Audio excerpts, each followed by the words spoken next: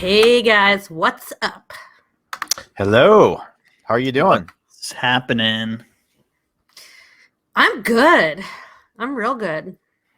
I got sunshine over here. It's nice and warm. I got whiskey in my glass. Yeah, you I'm hanging out with you Floridian. dudes. Floridian now. All you need. Sunshine, whiskey. And you dudes. I may not have sunshine, but I do have whiskey. So what's going on, guys? What's new? What's happening? Nothing. Actually, I just got back from the cold gray of the Northeast. So the northeast. yeah, it's just like permanently gray up there. Like I don't know what happened. Like I remember sunshine. Like when I was living there, I remember some sunny days, right? But it was like not in the winter. We were there for 2 weeks and just gray.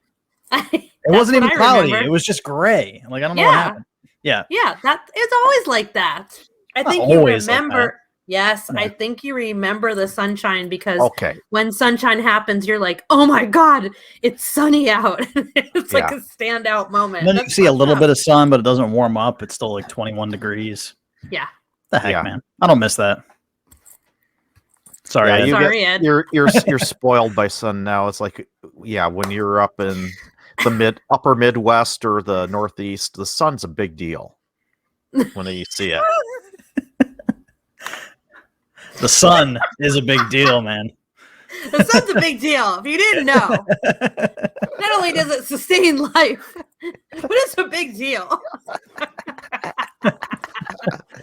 Oh my god. Yeah, here's to the sun. Here's to the sun. Yeah. Without May it, we you wouldn't have whiskey. shine long and bright.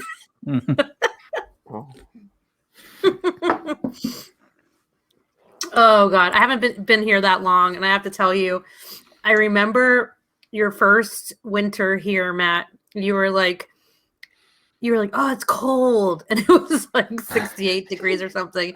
You're like, "You're gonna acclimate fast," and I was like, shut up. And the other day, Robin and I are like, "Damn, it's chilly out here." Your body changes. I'm telling you, the way you handle changes in weather. It's unbelievable. I think it proves that you're not supposed to be living in frigid temperatures. We're supposed to be nomads, and we go to warmer places in the winter and cooler places in the summer. I don't think we're supposed to be living in minus 10-degree weather. That's just me. No.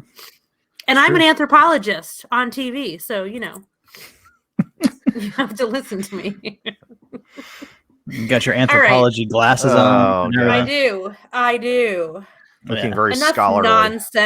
Enough nonsense. Boys, get it together. What are we doing here tonight? Tonight, well, I think, honestly, to our listeners, plans have changed. Sailor and I were talking, Matt joined us a little later, about what we were thinking about doing tonight. Tonight was supposed to be a kind of an unusual battle. We were talking about battling the police versus Sting's solo work. But then we started going down the rabbit hole of the police and Sting's solo work. Oddly enough. Realizing that would not be enough to do justice to them. Yeah, we couldn't squeeze 4 decades worth of material into one show. So, in addition to who they are as individual artists, their film careers, their solo work, their composing careers, just everything. Wait, so you're telling me, Ed, that we are not doing hair metal? That's what you're telling me. Again, I'm sorry, we're going to have to postpone finishing that hair metal series for at least another couple of weeks. We'll get to it before the end of 2021, perhaps. Maybe. All right, so tonight what we're going to be doing, if we haven't made it clear in all that precise commentary, we're going to be beginning a short series, because we love series here all of a sudden at Metal Rock and Whiskey. And the series is going to focus on Sting. And then and we'll be talking about the police, and then Sting's solo career. We'll talk about the members of the police, and then we're going to do a little battle, and it'll only be 3 episodes, so don't start yawning already.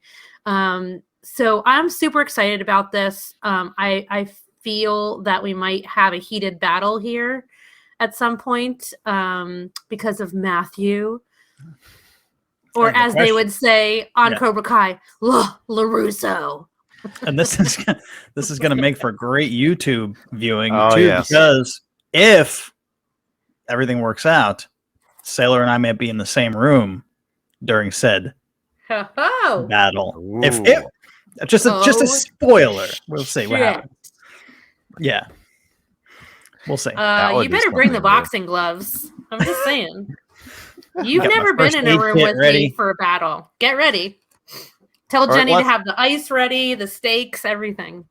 Or better yet, let's do this safely. We'll get out the Rock'em Sock'em robots, and you guys can go at it. I have them. You do? I do have them. I have a miniature set over here. That's how we're going to decide. The Rock'em Sock'em robots. Or maybe we'll do a little heated hungry hippos. That I don't have, but I do have Rock'em Sock'em robots. All right, it's done. You heard it here. You heard it now. That means you're going to have to tune in. Mm-hmm. So if we do end up 3. Somehow, I don't know how we could end up a tie with 3 of us, but Rock'em Sock'em robots could be a deciding factor. Well, if Matt and I can't come to an agreement, I think we have to settle it with Rock'em Sock'em. That's what we're going to do. All right. But he just said we got 3 people here, so no. But if you and I get to a point where you and I cannot agree on something, I got you. We find no common ground. Yeah, right. Which means I can't change your mind because I'm right and you're wrong. We're going to settle it with Rock'em Sock'em robots. All right. Cool. Deal. All right, it's done. Okay, so before we move on to some whiskey and then our topic of the evening, does anybody have news? No? I don't. No good news. I feel like it's been quiet. News. Yeah. Well, I mean, on the music news front, yes. I was going to say, on the music front. It's been far from quiet in the world. In the world, yes. Yeah. I do want to say 2 things. Just to get serious for a minute before we move on, and then we'll have fun. One is, please get vaccinated. Please trust science, and please get vaccinated. I'm very excited that Matt and I will be able to, and Mrs. Whiskey Obsessor Jenny will be able to get vaccinated very soon in Florida, finally, which is fantastic. Yep. Apparently 70% of the senior population has been vaccinated successfully in the state, so they can start moving on to people a bit younger. So that's fantastic news. And the second thing is, I just want to do a toast for the victims of the past 2 mass shootings. It's a shame that we have to be talking about these again. It's a shame that we're still going through this. We definitely need to have some fundamental changes here in this country to end such horrific violence. So my heart go out to the victims and their families and those left behind and those that had survived, the survivors, and that were a part of it. So I just like to raise a glass to them right now. And in raising a glass, I would also like to say that I would like to see an end to white terror in my lifetime. So this is for the victims. Hear, hear.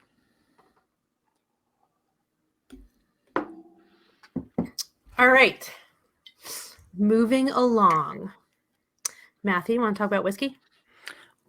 Do I want to talk about whiskey? Of course. Always want to talk about whiskey. Although I talk about it all day, every day at work, too. I think I'd be sick of it, but I'm not. Gosh, me too. It's my life, so right? Yeah, I want to talk about whiskey. So, as I always say, Metal Rock and Whiskey, it's the 3rd word in the name of our show, but it is far from the least important. Absolutely. This is the part of the show where we go around and we discuss in depth about what we have in our glass.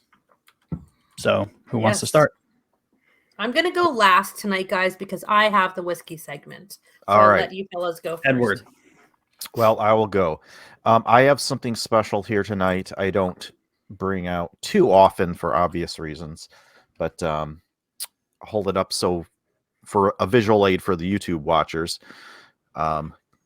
Little bit of Wild Turkey Kentucky Spirit single barrel, and that's for the listeners. This is a older bottling. It's if you're familiar with it, this It's an older arsenic bottle.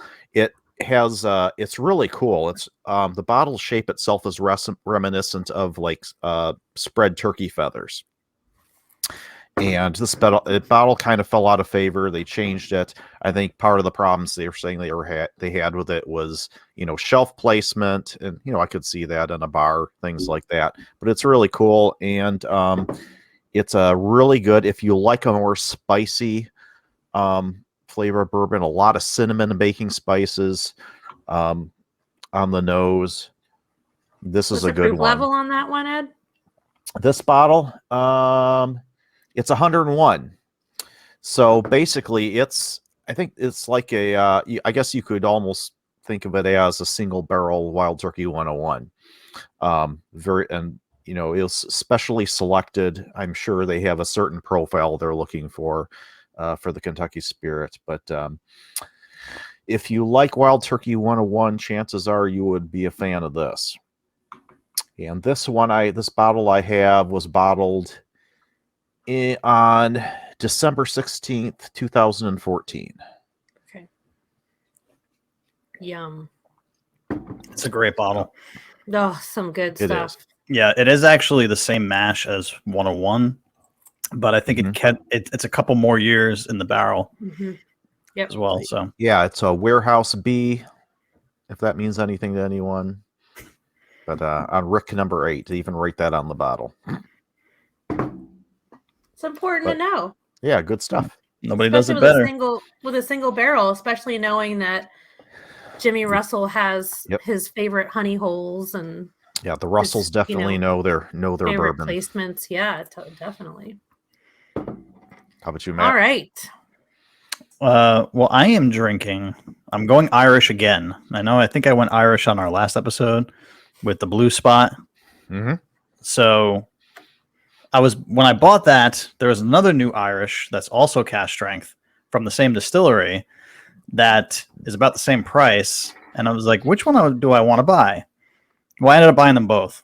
So don't tell me you're drinking Yellow Spot. No, not Yellow Spot. I would come kill you. That's not cask strength. No. True. Okay. All right. I'll put that one in my pocket, the Yellow Spot comment. Save that one for later. But Redbreast, small batch cask strength. Also a new release from them. Yes. Oh, boy. Yes. American Oak and Oloroso Sherry Butts. But very, very woody. I was not expecting that. What? But. Yeah. But what? Oh, but. Yes. Sherry Butts. Sherry Butts. But. You got me. Yeah. Not a ton of sherry notes. If there's anything there, it dissipates very quickly. But a lot of wood, spicy. If you like oak and wood and Irish and single pot still and good quality, this stuff is freaking amazing. That's your whiskey, huh?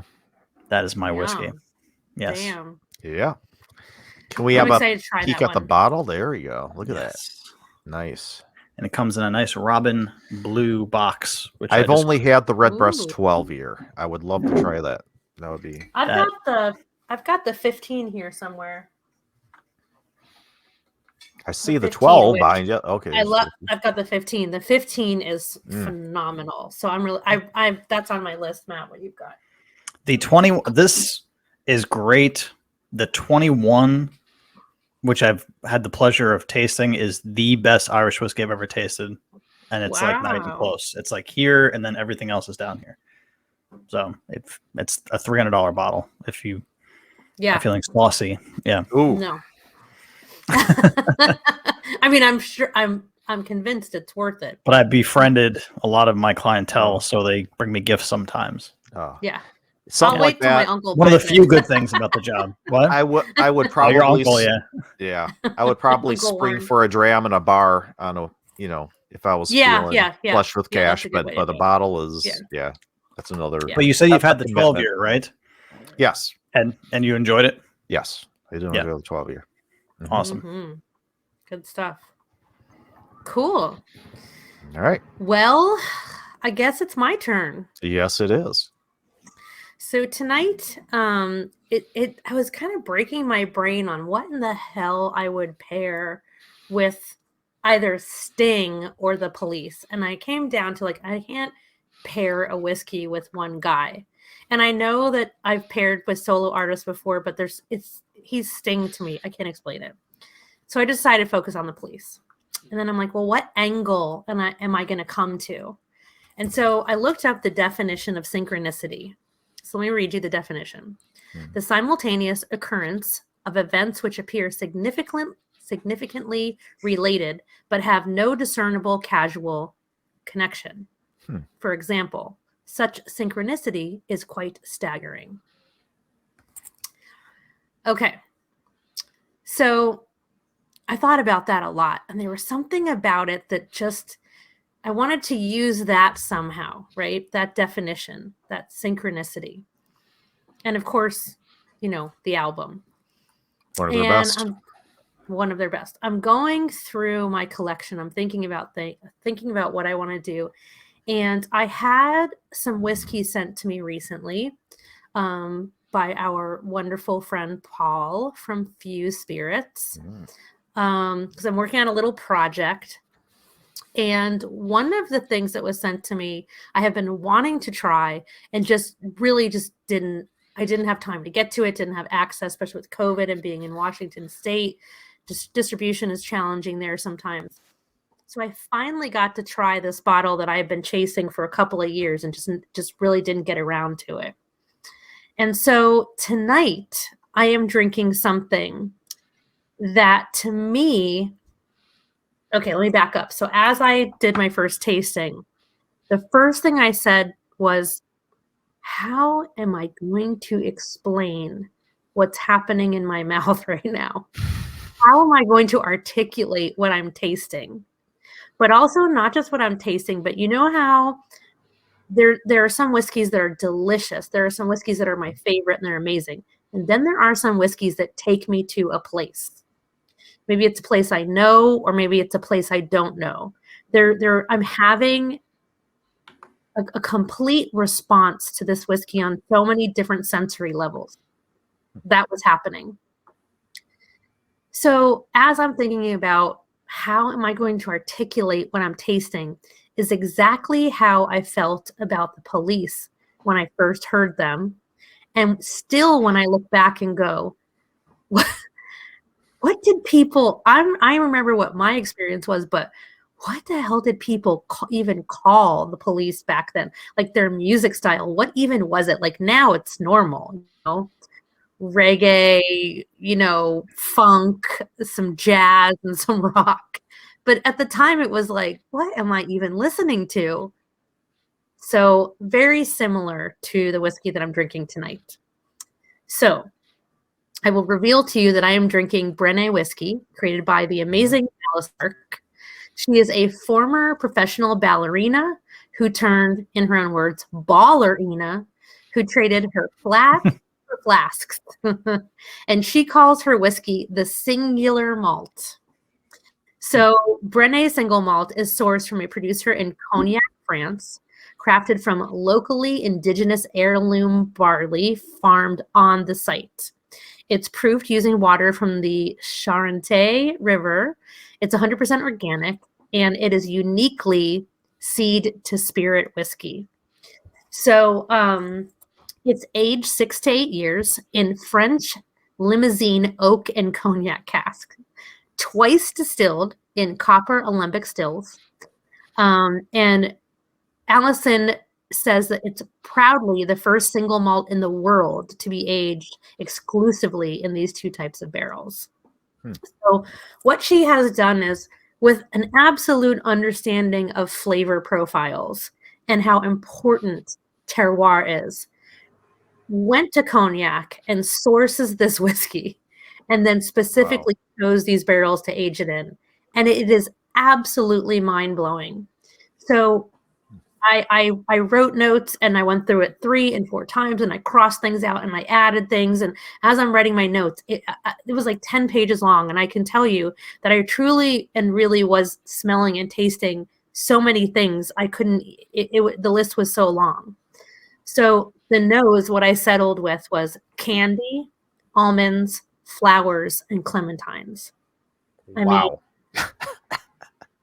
and in that order. So I went back over and over and over and did the order. So the first thing I got is not sweet, but specifically candy. But I don't know that I've ever had a clementine. The little tiny oranges that are to peel, those guys? The cuties? Oh, the cuties, those are clementines? Those cuties, are okay. Yep. Those are clementines. I always call those mandarin oranges, but maybe that's a different. They're smaller. Yes. Right? I think. Yeah. Smaller? Yeah. Okay. But you know how clementines have a specific smell and taste? It's, you're tasting an orange, but it's specifically a clementine. Yeah. Yeah. Yep. Okay. So, but first it's candy and the almond comes like right behind that. So you could almost say candied almonds. And then it's so floral, but it's not perfume floral. I would say it's literally flowers, but sweet flowers. Jasmine and orange blossoms. And then boom, that citrusy clementine. The mouthfeel is absolute velvet. It has got a I think it's a little heavier than medium. The mouthfeel is very similar to a cognac. And the velvetiness of it. Super floral first sip. And then it goes right into that sweet in a good way. So I love when the flavor of a whiskey follows the nose so perfectly. Right away. And then mid-palate, I got fresh waffles. And it brought me back to a specific scent memory. So in Belgium, you don't eat waffles for breakfast. It's street food. And so they have these carts, just like the pretzel carts in New York. And you get your waffle, and you're holding it in a paper, and they'll put chocolate or cream or something, stuff on top of it. But just the smell of that batter of the waffles cooking out in the open air in the street, especially in the winter, that is literally what I tasted mid-palate in this amazing whiskey.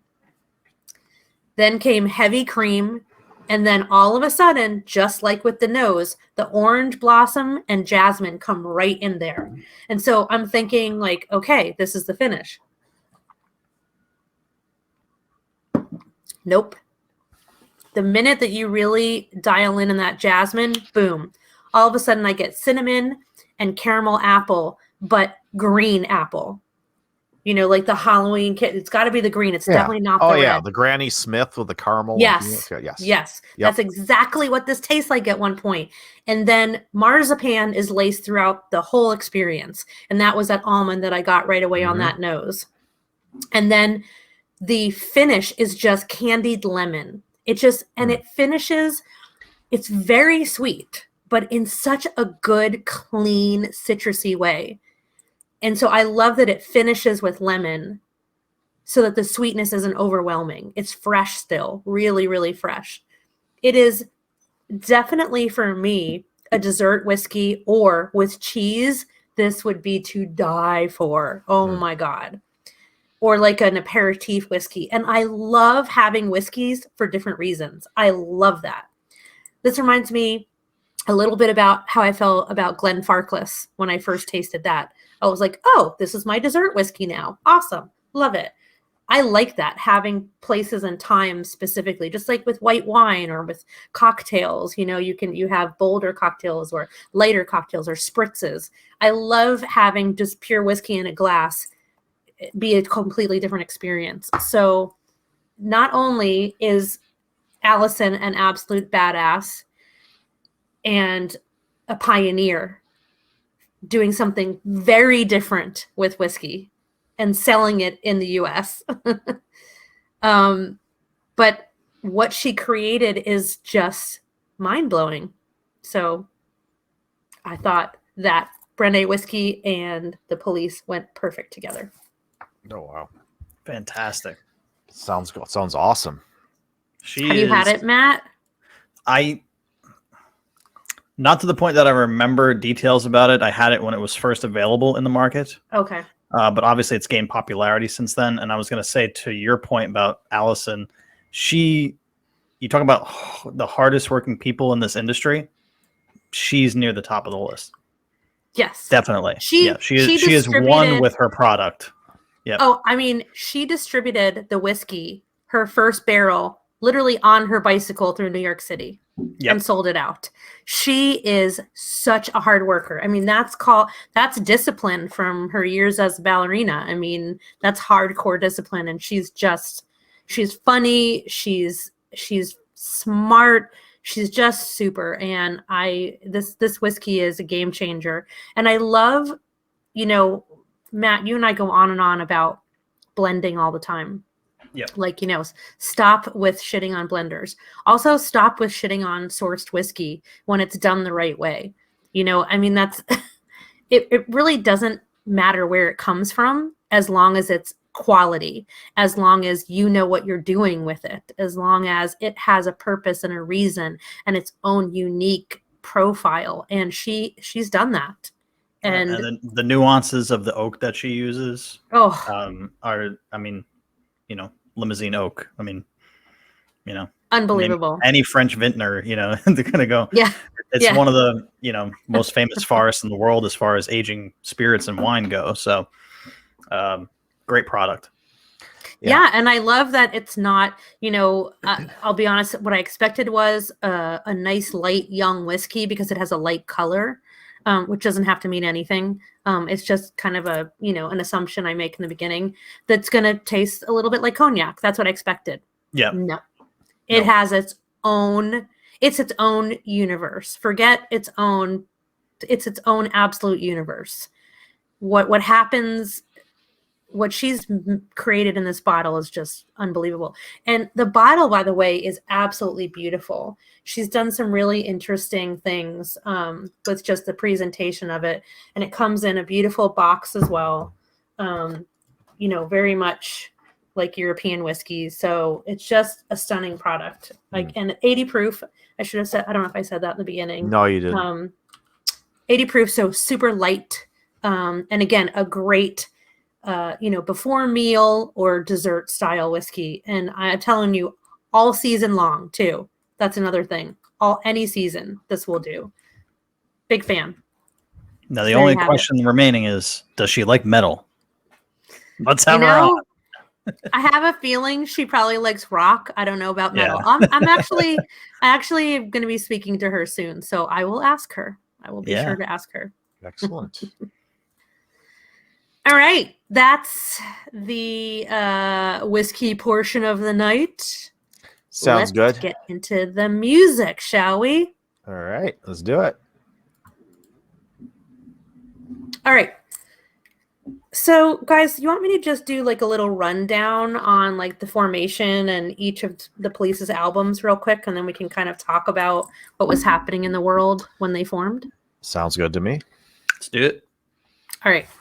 Okay, so the Police formed in London in 1977, and you had Sting, lead vocals and bass, Andy Summers, guitar, Stuart Copeland, drums and percussion.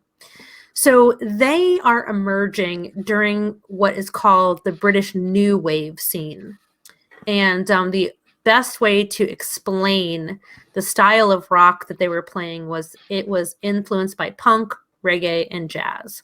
Now, punk being much more a larger share of that pie in the beginning, so much so that there was a lot of fear about what they were actually writing when they sat down to write an album. We'll talk about that later. Their debut album, they come out of the gate and they're number 6 on the UK albums chart, Outlandos d'Amour.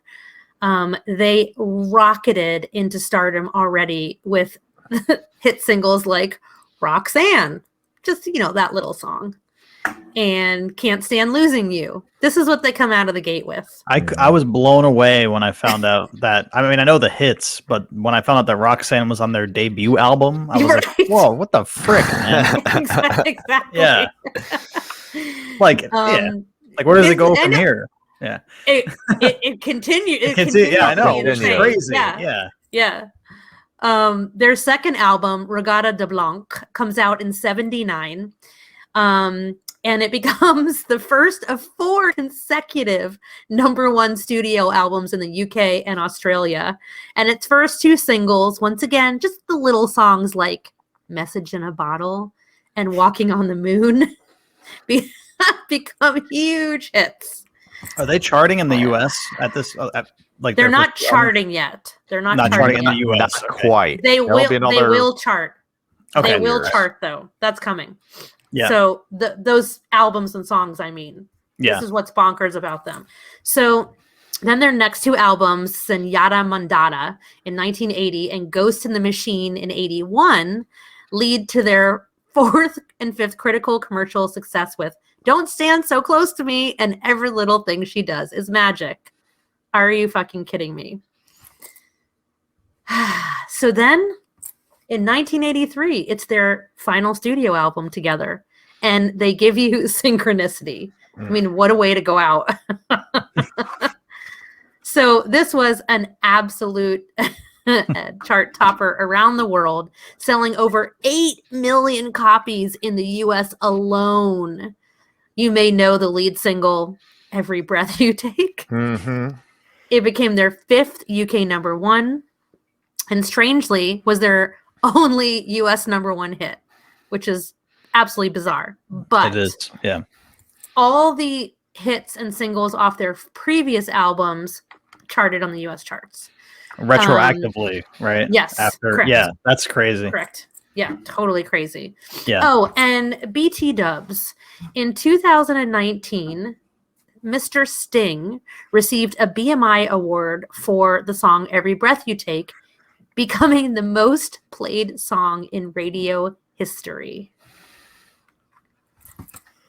Let that one sink in. Jesus. Just So is it still sinking in, people? That's insane. that's That's fucking insane. insane. That's super insane. It's insane. I remember yeah. back in the early 80s, MTV, they were all over. Every Breath You Take was on there. Raptor on Your I mean, this Wrapped on Your album. So Finger. many songs this Yes. album, they made videos for Yep. MTV. I think it was every song on the album, And maybe. It was most of them. Synchronicity 2, one of my all-time favorites. It's just such a blockbuster album. I mean, so good. Yeah, they were they're considered now one of the leaders of the second British invasion of the US, which I would say, I mean, that's absolutely a fact. I would say they're one of the first top 3.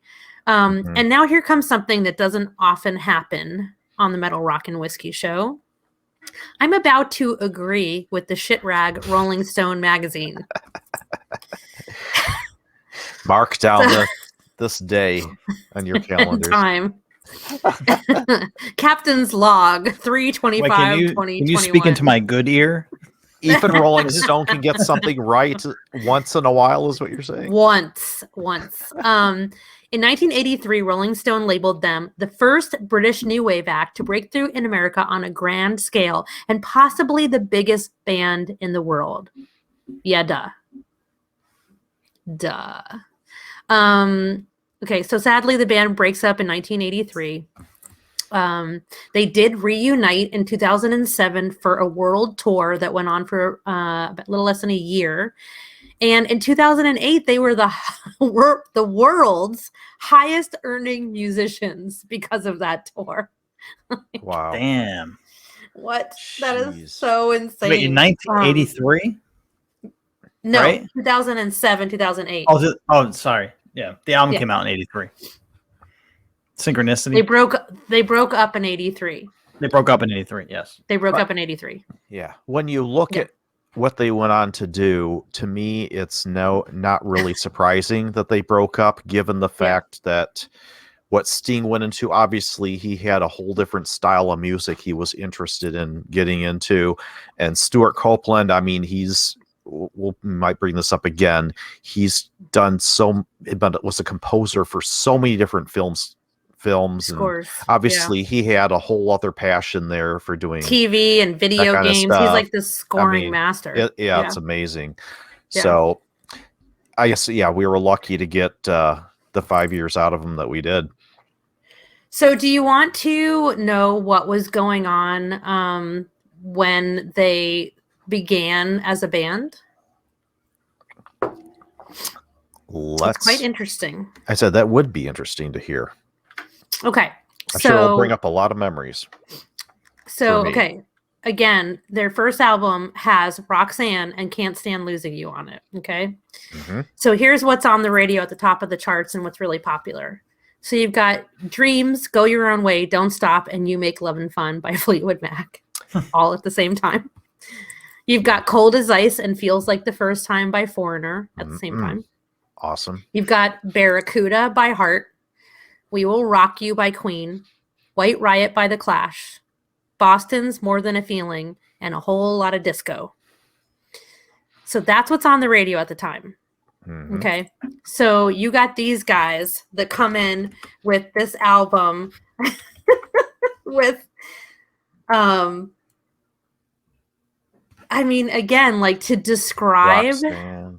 Yeah, because I mean, to your normal radio listener at that time, with all those bands you mentioned, this comes along and you're like, "What the heck is this?" Yeah. So Blondie, for example, they have a great story about so The Tide is High comes out in 1980. Their album comes out in 77 or 78. 78. Okay, so they're 78. They're way ahead of time. In 1980.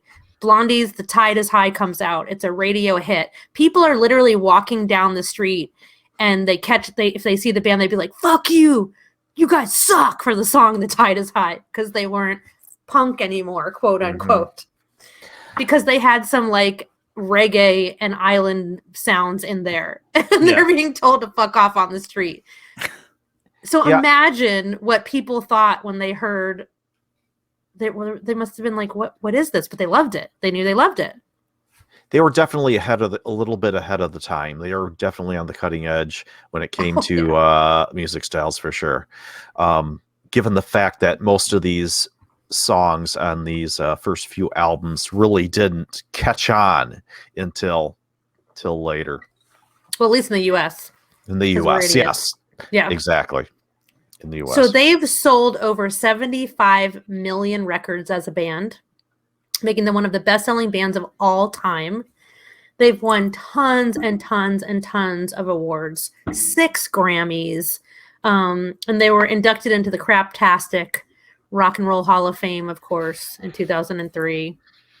And Sting himself is one of the world's best-selling music artists of all time. Him along with the Police, they've sold at this point well over 100 million records, which is just insanely bonkers. So to think they sold all of those millions of records though with a pretty much a 5 or 6 year career of being a band. Yes. I mean, of being a band. Yes. It's like you can say that other bands outsold them, but I mean, in such a short period of time with what they did. Well, and also really haven't seen it. They were still, I mean, and even when CDs existed, I mean, look, Ed just had a CD in his hand. Mm-hmm. They were broken up long before CDs were acceptable to everybody. Yeah. They're still selling. I mean, people are still purchasing this music, however, in whatever form they're purchasing it. And there aren't a ton of bands who have such a small window that's made such a big impact. Yes. That's still still felt today. Yeah. Yeah. Absolutely. And just the insane talent of all 3 of these dudes. My God, Andy Summers is from The Animals. And if you don't know what I'm talking about, think mid-1960s and the House of the Rising Sun, the original House of the Rising Sun. And we've got to get out of this place. It's my life. Don't bring me down. Don't let me be misunderstood. This is The Animals. So he comes from that. Okay. Then you've got Stuart Copeland, who is, I think he's rated well enough by his peers, but absolutely underrated for some reason by the lay people on what an insane talent he is. That's a name I hear brought up a lot when I hear drummers talk about. We brought him up, right? In our drummer. We did talk about their who they admire, their influencers. Stuart Copeland is usually a part of the conversation for sure. Yep. And then there's Sting. And I mean, there's a reason why dude is one of the most successful artists in the entire world. Him as a bass player, you really have to. So Matt and I were talking about this a couple weeks ago. I read Sting's autobiography because I've always been a huge fan of Sting. Huge. And a fan of the Police. When I read his book, I went back and listened to the Police specifically and realized that almost everything I love about my favorite Police songs, it's the bass. But I'm not realizing it because everything, the harmony of this band is just so nuts. And to have the bass be so upfront, it's such an unusual thing. Especially in the song Every Breath You Take. I mean, that bass line just kind of like dominates the song and just makes it what it is. For sure. I Can't Stand Losing You. I mean, you could literally dissect every song and be like, how important is the bass in all of their hits? Pretty damn important. True. And I said it to these guys off air too, is that my appreciation for Sting as a bass player after listening to this entire catalog has gone up a lot. So the guy can play. He can play, yes. And that was really what he wanted, was to be a bass player. Really never intended to be a singer, but just kind of took on the role. But yeah, I mean, these guys coming together and creating this style of music, number one, the sound that they created and then the success that they had is just mind-blowing. You know, to be a hit factory like that, it's just so rare, you know, to have hit after hit. I mean, every album they knocked it out of the park with every album for 5 flipping albums. And with only 3 instruments. 3. Yeah, How we many don't talk bands about can you think trios of? enough. We can think of Rush. Rush is probably the closest thing I can think of to achieving the success. And it's funny because Geddy Lee, lead singer, bass, and then you have 2 insanely talented guitar player and drums. That's probably their closest other band I can think of that would mirror. I mean, I throw ZZ Top in there too. Sure. Yeah. I think for a 3-piece to create such a sound that is unique to themselves, that is a huge what's the word I'm looking for? Like complex sound, but easy to listen to. Absolutely, Rush. Yep. Talk about the sum being greater than the parts. Yeah, but I think what all those bands have in common that we just mentioned, being 3-piece, being popular, doing so much, from that first note, you know exactly who it is on every single one of those. Doesn't matter the song. Yeah. I mean, Rush, ZZ Top, Police. Yeah, right from the get-go, you know exactly 3 who it instruments. Is. It's yeah. And the thing is, when you can't hide your mistakes. You got to be good. You cannot. I mean, if you're carrying that part of the song. Exactly. So let me just play. I want to play. Let's do Wrapped Around Your Finger.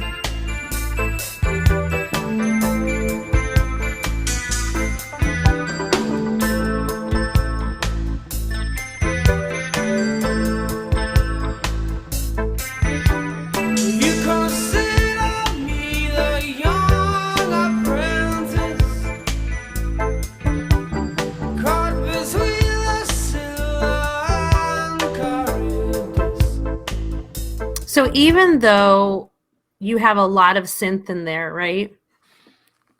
I still feel like that bass, it's the meat and potatoes of the song somehow, which I think that's, I don't know, I'm no bass player, but I just feel like that's such an impressive thing with all that synth all over everything. Again, I keep thinking about Rush with the Rush threw in a lot of synth on top of their three pieces too. And I'm going to go back to ZZ Top on this one too, because I said it in that show. Is that they didn't, the progression I love with them, and I said it then, was that they didn't lose their identity. They added the synth and the horns and all that stuff, which the Police did too on this. There's a lot of horns, a lot of, and they improved something that was already perfect somehow. But that's the way you should do it. Yes. You know? Yeah. Yeah. All right, let me play Can't Stand Losing You real quick. I think it's another great example. Called you so many times today, and I guess it's all true what your girlfriends say. But you don't ever want to see me again, and your brother's gonna kill me and he's 6'10". I guess you'd call it cowardice, but I'm not prepared to go on like this. I can't stand losing. I can't. Definitely a reggae influenced beat going on there. Yeah. They just make me want to drink tiki drinks when I listen to that. No, honestly, like. But they're, I mean, just I don't know. I just love. Well, we should mention, if people don't know, Sting was an English teacher before he became Sting. Well, he was already Sting, but before he became a professional musician. So his writing skills are probably a bit, extra, which helps for sure. I would say, sorry to do it once again, but to compare them to Rush, like Neil Peart, he writes fucking novels in his songs. Just the quality of the lyrical spins, like your brother's gonna kill me, 6'10", to the timing of the music is just so fantastic. Like, I totally get that. As I got older, I got that. I was like, oh, I see what you did there. So incredible. And then, all right, let's play Every Breath You Take. This is another really, really great example. Such a phenomenal song. Every breath you take, and every move you make, every bond you break, every step you take, I'll be watching you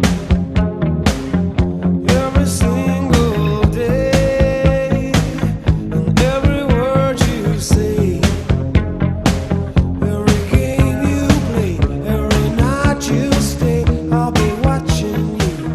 Oh, so good. So Dude, good. It takes me back. That is Love some that song. sexy shit right there. Oh, That is man. some sexy shit.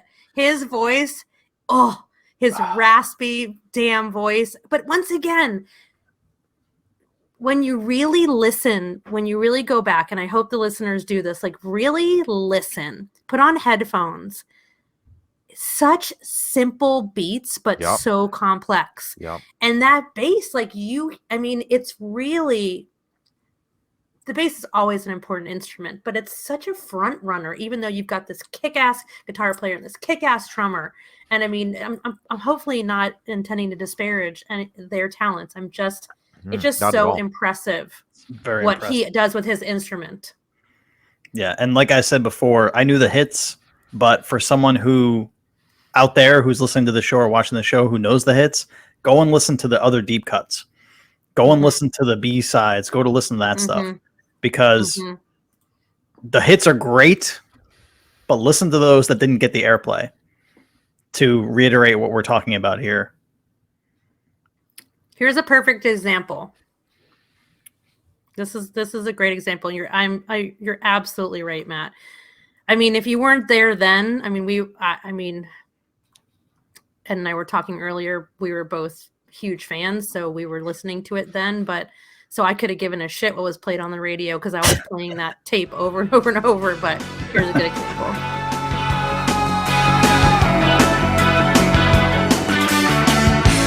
Another suburban family moaning.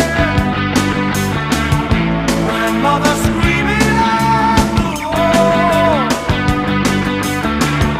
We have to shout above the din of our Rice Krispies. We can't hear anything at all. Mother chants misery of order and frustration. But we know all the suicides. Oh man. I can't. I know it's painful to stop. Oh, I I love the writing on this Ugh. song too. It's like tells That's a what story. I mean. Exactly. That's what's so, and what he's singing about versus the music. I remember dancing around in my room. I can remember just like with my Walkman on, just like jamming out and dancing up and down and jumping on my bed and jumping on the floor. And then you listen to what he's talking about and it's like, oh, what the fuck? Oh, whoa, that's deep. Yeah, it's like a day in the life of a suburban family or whatever. It's just like, well, yeah, a working class suburban family. Yeah. Oh man, Unbelievable. And just unbelievable the myriad of styles and just the different genres and styles that you can put them in throughout even just one album. Is so impressive to me. So incredibly impressive. Yeah, I don't know. This band, geez Louise. It's just, it's funny because Robin and I were having dinner before we recorded, and we always talk about what I'm going to record. And I said, I actually remember the first time I heard the Police, I had a pen pal, and we started being pen pals. It was through a school project. This is what you used to do, kiddies, back in the day, us old people. And you would get matched up randomly with people, and I got matched up with a girl my age, and she was in England, not in London, somewhere in England. I don't remember her whole name. I remember her name was Anna. And so we stayed in touch from the 4th grade till probably like the end of 8th grade year, and then I became a maniac. And so we would talk about, what do young girls talk about? What kind of music do you like? What food do you eat? What's life like over there? What's your favorite movie? Oh, did you see this movie? And so it got a little bit heavier into movies and music. And so then we started trading tapes. We would make each other tapes of our favorite songs that we didn't know if, oh, have you heard this song? Are they playing this on your radio station? And she sent me 2 songs from, oh gosh, I'm pretty sure it was Zenyatta Mandata or Ghost in the Machine, but it was Every Little Thing She Does Is Magic. And so it's 81, 82, something like that. Yeah. And I was like, oh my God, this is amazing. And so I asked my grandmother to take me to the record store, and lo and behold, I found the Police and bought 2 records and 1 tape. And then it was about a year later, it was playing in the roller rink. And I realized that I've talked a lot about how I got into, metal, got introduced to a lot of metal albums. That was my neighbor's brother. But earlier than that, it was definitely the roller rink, because the roller rink had DJs, like actual DJs.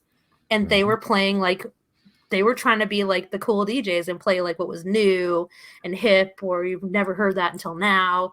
And I'm like, the first time I got into Queen, and I think the first time I heard a Queen song and was like, oh, it was Another One Bites the Dust, and that was like the best song to roller skate to.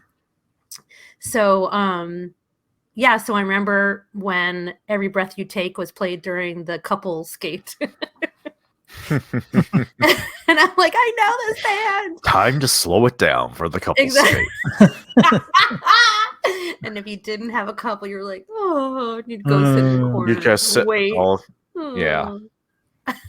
crying usually in the your older kids. crying in your French fries, and yeah, Crying in your Dr. That's when you Pepper. go play a Dr. couple Pepper. games of pinball while you're. There you go. Yeah. I would go play Galactic. I didn't have boyfriends back then.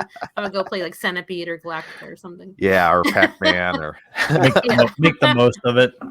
I have to be productive. You were all just waiting, like what the like hurry the fuck up, you idiots. And then all of a sudden you were at a certain age where you're like, can the couple skate hurry up already? I can skate with this boy and then go make out with him. Jeez, hurry up. The true story. oh by the my way. god. Life of the roller rink. We should do a whole show on like the playlist of roller rinks. Oh my gosh. I bet between the two of us, we could come up with quite a list, I'm sure. Speaking of disco, that Oh yeah. oh man, There's another The rabbit disco. hole, but that's a we whole won't. other That's a rabbit whole hole. other thing. Roller rink disco in specific. Yep.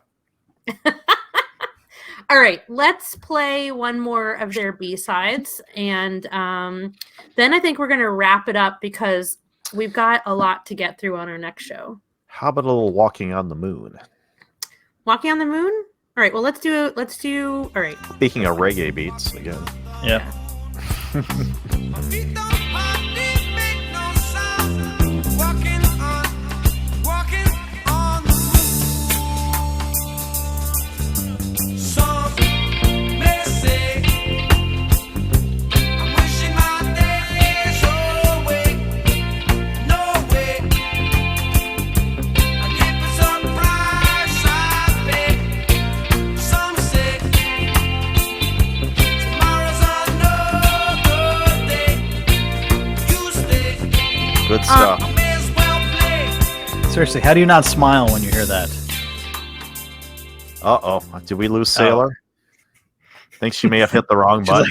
She's like, fuck this. I'm going on the boat, getting out of here.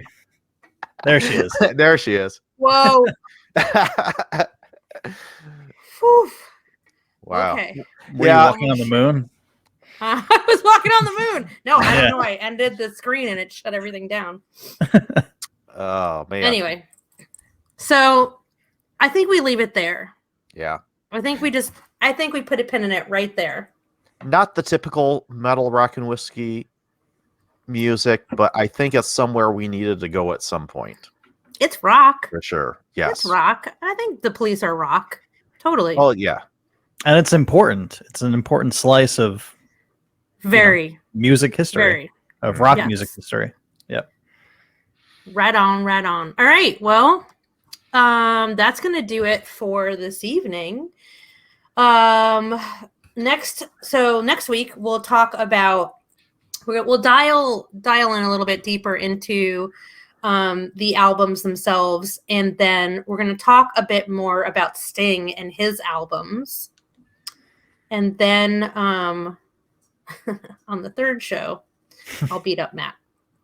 You You might can have the Rock'em Sock'em Robot match. you might beat me up on the second show. No spoilers. Well, I'll kick your ass twice then. Yes. Done. It's agreed. I'm probably due for 2 ass kickings. It's fine. Oh, God. I will throttle you. Don't you say anything about my Sting. All right, take I'll it easy. Beat your ass. Okay? He's still my second favorite Sting. All right. The Wrestler is number 1. What? There's The a Wrestler. wrestler that comes before the musician Sting. Come on now. Yeah. Dude, he's one of the greatest wrestlers of all time. Yes. Oh, that's right. I'd forgotten. Oh, about him. okay. I don't even know who you're talking about, so it can't be that great.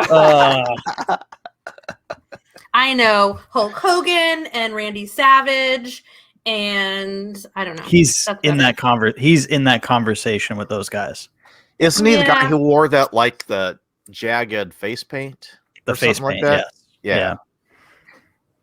He had the crow All right. face paint too for a while. Still don't know who you're talking Bro. about. No. Google him. No. Okay, Okay. fine. I'll Google him. All right. So let's get the hell out of here. What do you say? What do you say, Matt? Yeah, let's go walking on the moon, man. Let's go. I'll take Who's you to the getting us out fields. of here? I'll take you to the fields of gold. Please do. Please do. I'd be happy Yeah. to go there. To pluck that desert rose. I'm